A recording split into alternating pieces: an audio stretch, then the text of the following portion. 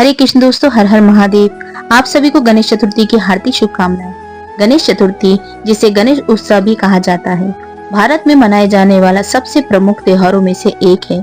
ये विशेष पर्व भगवान गणेश के जन्मदिन के रूप में मनाया जाता है, जिन्हें विघ्नहर्ता और बुद्धि, समृद्धि और भाग्य के देवता माना जाता है।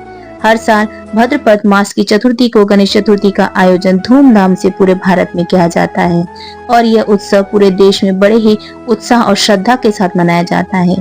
भगवान श्री गणेश को प्रथम पूज्य देवता माना जाता है और उनकी पूजा से सभी बाध्य दूर होते हैं और कार्यों में सफलता मिलती है। इस दिन लोग 9 दिन तक भगवान श्री गणेश की पूजा करते हैं और 10वें दिन उनकी मूर्ति का विसर्जन कर देते हैं। इस साल गणेश चतुर्थी दृक पंचम के अनुसार 7 सितंबर को मनाई जाएगी, जो कि आज है। तो चलिए दोस्तों, आज इसी पर्व पे गणेश चतुर्थी की एक पौराणिक कथा को श्रवण करते हैं। इस कथा को जो कोई भी श्रवण करता है, उसकी मनोकामना श्री गणेश अवश्य पूर्ण करते हैं, उनके जीवन में सुख शांति समृद्धि प्रदान करते हैं। कहते हैं कोई भी पुरानी कथा को श्रवण या पठन अवश्य करना चाहिए। इससे हमारे मन को शांति के साथ साथ भगवान की असीम कृपा भी प्राप्त होती है। श्री गणेश चतुर्थी की एक पौराणिक कथा के अनुसार एक बार भगवान शिव तथा माता पार्वती नर्मदा नदी के किनारे बैठे थे। वहां माता पार्वती ने भगवान शिव के समय व्यतीत करने के लिए चौसर खेलने को कहा। शिव चौसर खेलने के लिए तैयार हो गए, परंतु इस खेल में हार जीत का फैसला कौन करेगा, यह प्रश्न उनके समक्ष उठा। तो उन्होंने शिव जी से कहा।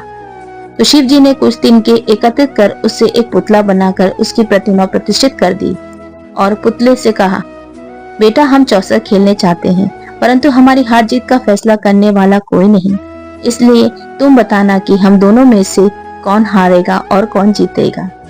ऐसा कहते ही उस तिनके के पुतले में प्राण आ जाते हैं और वह तिनका प्रभु से कहता है, जो आज्ञा महादेव, आप चौसर खेलना प्रारंभ करें और मैं आपका पुत्र आपके हार और जीत का निर्णय अवश्य बताऊंगा। उसके बाद भगवान शिव और माता पार्वती का चौसर खेलना शुरू हो गया। यह खेल 3 बार खेला गया और संयोग से तीनों बार माता पार्वती ही जीत गई। खेल समाप्त होने के बाद बालक से हार जीत का फैसला करने के लिए कहा गया, तो उस बालक ने महादेव जी को ही विजयी बताया। यह सुनकर माता पार्वती क्रोधित हो गई और क्रोध में उन्होंने बालक को लंगड़ा होना और किचन पड़े रहने का श्राप दे दिया। बालक ने माता पिता से माफी मांगी और कहा, यह मुझसे अज्ञातवश ऐसा हुआ है, मैंने किसी द्वेष भाव से ऐसा नहीं कहा है। बालक द्वारा क्षमा मांगने पर माता ने कहा, यहाँ गणेश पूजा के लिए एक नाग कन्या आएगी, उनके कहे अनुसार तुम गणेश व्रत करो, ऐसा करने से तुम मुझे प्राप्त करोगे। यह कहकर माता पार्वती शिव के साथ कैलाश पर्वत को चली गई। 1 वर्ष के बाद उस स्थान पर नाग कन्या आई। तब नाग कन्याओं से उस बालक ने श्री गणेश की व्रत कथा की विधि मालूम करके उस बालक ने 21 दिन तक लगातार श्री गणेश जी का व्रत किया। उसकी श्रद्धा से गणेश जी प्रसन्न हुए। उन्होंने बालक को मनोवांछित फल देने के लिए कहा। उस पर उस बालक ने कहा, हे विनायक, मुझे इतनी शक्ति दीजिए कि मैं अपने पैरों से चलकर अपने माता पिता के साथ कैलाश पर्वत पर पहुंच सकूं और यह देखकर वह प्रसन्न हो। तब बालक को वरदान देकर श्री गणेश अंतर्धान हो गए। इसके बाद वह बालक कैलाश पर्वत पर पहुंच गया और कैलाश पर्वत पर पहुंचने की कथा उसने भगवान शिव से सुनाई। चौसर खेलने वाले दिन से माता पार्वती शिव जी से विमुख हो गई थी, अतः देवी से रुष्ट होने पर भगवान शिव ने भी बालक की बताई गई अनुसार 21 दिन तक श्री गणेश का व्रत किया। इस व्रत के प्रभाव से माता पार्वती के मन में भगवान शिव के लिए जो नाराजगी थी वो समाप्त हो गई।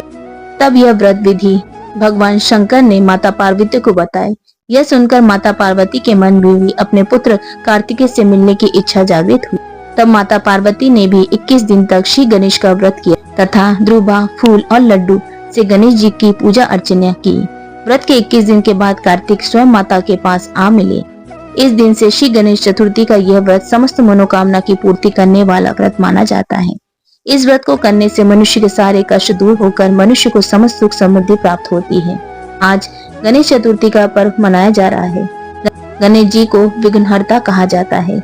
गणेश जी अपने भक्तों की हर कष्ट से रक्षा करते हैं और हर कार्य में विघ्न और बाधाओं को दूर करते हैं।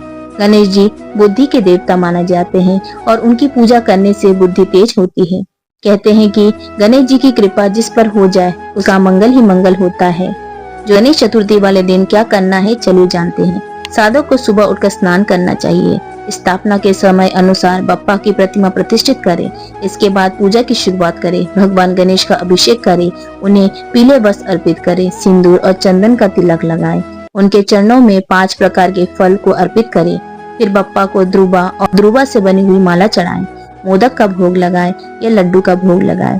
गणेश चालीसा या उनके वैदिक मंत्रों का जाप करें। आरती से पूजा का समापन करें। पूजा में हुई गलतियों के लिए क्षमा याचना करें। तो दोस्तों, गणेश चतुर्थी का त्योहार बहुत ही महत्वपूर्ण है। गणेश भगवान आते से ही सारे कार्य मंगल हो जाते हैं। तो दोस्तों, गणेश जी हमारे जीवन में आकर सुख समृद्धि लेके आते हैं। वे बुद्धि के दाता है, वे विघ्न हरता है। वो हमारे जीवन के सारे विघ्न हर जाते हैं। ये 9 दिन गणेश जी के श्री चरणों में अर्पित है। गणेश जी आप सभी के 9 दिन बहुत अच्छे जाएं और उनकी कृपा आप सभी पर असीम बनी रहे। रिद्धि सिद्धि आपके घर में सदैव विराजमान रहे। तो दोस्तों, आज की ये कथा आपको कैसी लगी कमेंट करके जरूर बताइएगा और मेरे चैनल को लाइक शेयर सब्सक्राइब कीजिएगा दोस्तों। हर हर महादेव, हरे कृष्ण दोस्तों।